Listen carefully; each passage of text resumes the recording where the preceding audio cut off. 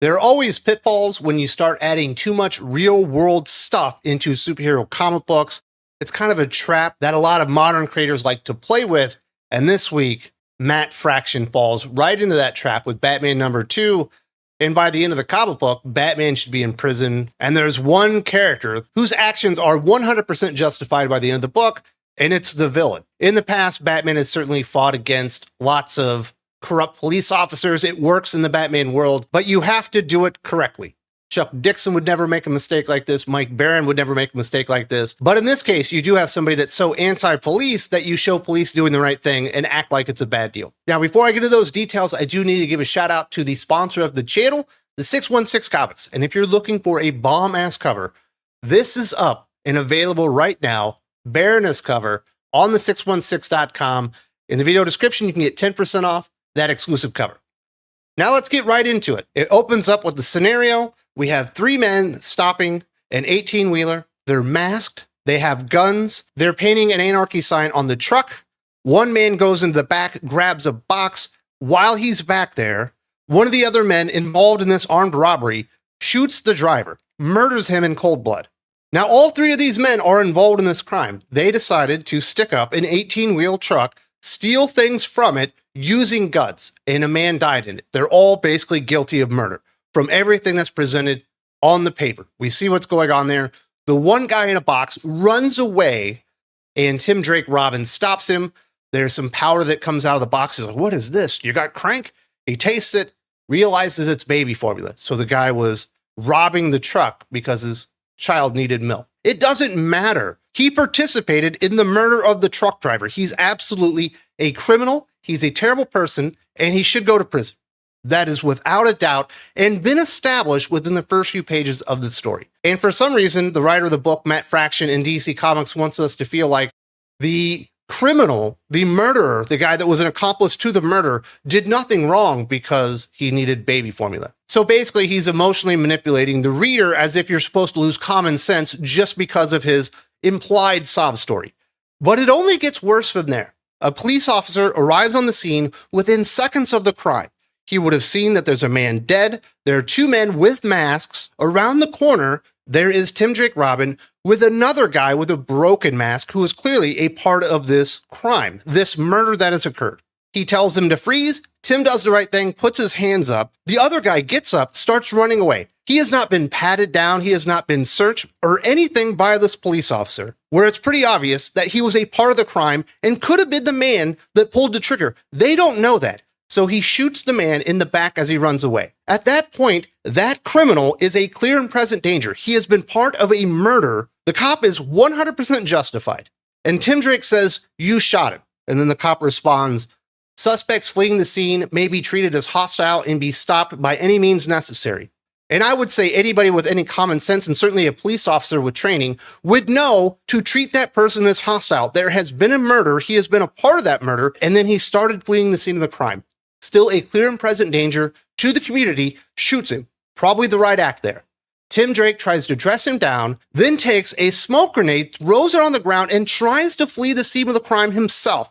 So now Tim Drake is obviously either an accomplice or a witness to the crime, pulls out an incendiary device, throws it on the ground to distract the police officer, and tries to escape by foot. And the police officer shoots Tim Drake. What is he supposed to do? You have this man in a costume. The other people were also in masks, and he's trying to flee the scene of a murder. This is why Batman doesn't wait around for the cops to show up, or when he sees the lights, he runs off, because he would have to sit there and tell them everything that he saw. This is why Batman, when he's investigating, a lot of times gets permission from the police officers in the case. Otherwise, what he would be doing is a crime. And this is the tightrope that you have to walk as a writer writing Batman, and certainly throwing your own personal hatred of police into a comic book, trying to portray them as the bad guy when they're completely justified and acting within their own authority granted to them by the state or the city or the county or whatever kind of police these people are. Now, this would be very easy if Matt Fraction actually wanted to portray the police as bad guys. You have the crime, you have a guy, the third guy is not involved in the crime, he's just walking home with some bags of formula. Tim Drake speaks to him after the crime, realizes he's not part of it, but he does look disheveled. And then the cops start questioning him, insinuating, "You must have been part of this. Look at how you're dressed." Tim Drake intervenes, says, I'm a witness. He actually didn't do this. And then they try to go for it anyway. And now they're not working within the confines of their actual job. They're trying to frame somebody because of how they look. It's not that difficult to actually do what Matt Fraction was trying to do with the police. Now, he is successful in portraying the cops as the bad guys in the next scene. After Tim has been shot and is in desperate need of medical attention, the man has been shot, whether he's a criminal, whether he's a hero, or an everyday citizen, he is entitled to medical attention. They do not call in an ambulance. They do not send him to the hospital with a police escort, any of that.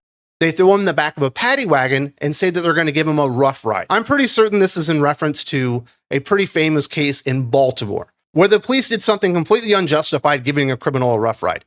Not only are they going to give Tim, who's been shot, a rough ride and not give him the medical attention that he needs, they throw him in the back of the paddy wagon, and for some reason, these cops have put together like 12 or 13 street criminals. None of them are in cuffs, and they put Tim in the back with them. That is completely unjustifiable. That is terrible behavior on the police. So now we have the murderers that are wrong, Tim Drake who's wrong, and now these police are wrong. They finally established that these police are not good guys. And I'm 100% down with that. That is not right. That needs to be intervened, and somebody needs to step in for Tim Drake and protect his rights when he's in custody of the police. He should be going to the hospital. No denying that whatsoever. But then after that, Batman himself decides to intervene.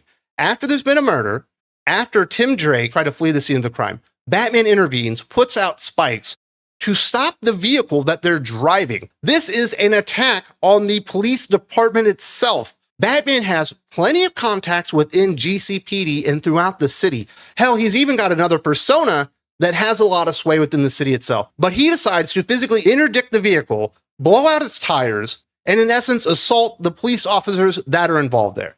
You cannot assault police officers like this and still consider yourself a superhero. This is the great folly in hiring morons like Matt Fraction that can't keep their own, personal politics and their own personal beliefs out of a Batman book. And even if they want to throw them in there, they don't know how to do it correctly. This makes Batman the bad guy. Every member of the GCPD should be going after Batman now. And then there's a strange moment where the two cops are arguing. The more heavier set man that's clearly the instigator behind all of this has a shotgun on Batman. Then his partner, Raoul, I believe is his name, pulls out his gun and points it at his partner, trying to tell him to leave Batman alone. Eventually, they both decide to pull the trigger at the exact same time. Batman jumps in between. He's able to block a bunch of the bullets with his cape. Unfortunately, a few of them get through on Raoul. I believe he takes a couple of gut shots and he takes one to the hip. Now, you never see the other police officer, the bad guy, the one that instigated all of this, actually get shot. But then later on, it's shown that he had a gut wound. So I don't know what happened there. It's probably the only thing about the art that doesn't make a whole lot of sense. And during this, the guy with the shotgun is able to lift up the gun, aim it at Batman's head, and shoot him in the head. And then Tim Drake essentially has to save it.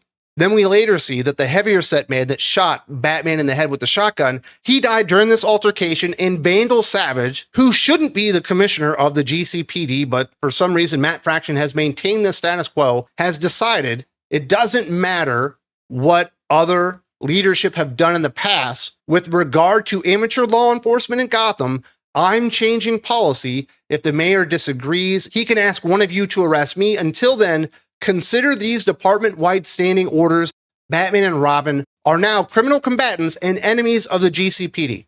So throughout the story, obviously the murderers are bad guys. Batman and Robin have painted themselves as the bad guys, and the police certainly painted themselves as the bad guys once they didn't get Tim Drake the medical attention that he deserved. There's one character in the entire book that when he speaks, everything makes complete sense with what Batman and Robin have done in this story.